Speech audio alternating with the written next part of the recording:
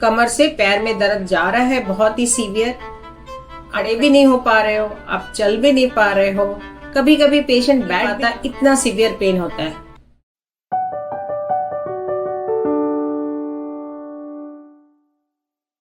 कुछ कारण होते हैं प्रोलैप्स डिस्क के। कभी कभी कोई अचानक से भारी सामान उठाना या कोई कमर में झटका लगना, या कभी कभी बिना कारण भी देखा गया अचानक से पेशेंट को सिम्टम आता है स्लिप डिस्क का। इसके डायग्नोसिस के लिए हम एमआरआई कराते हैं। एमआरआई में जब बड़ी डिस्क बल्ज होती है, कभी कभी पेशेंट को दोनों पैरों में दर्द आता है, लॉन्ग स्टैंडिंग पेन है, तो उसमें कभी कभी ये जो जॉइंट है, फैसेट जॉइंट, इनका फूलने के कारण, लिगामेंटम हाइपरट्रॉफी, उसके कारण कैनाल स्टेनोसिस हो जाती है।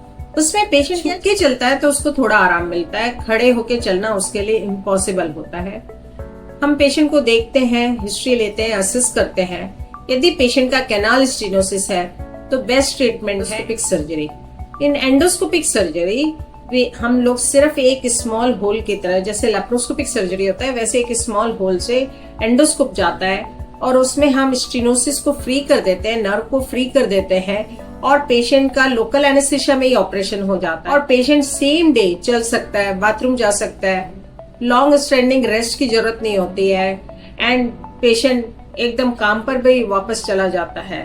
तो एंडोस्कोपिक डिस्क डिकम्प्रेशन और स्टेनो की surgery is the best treatment for the canal stenosis और स्लिप डिस्क।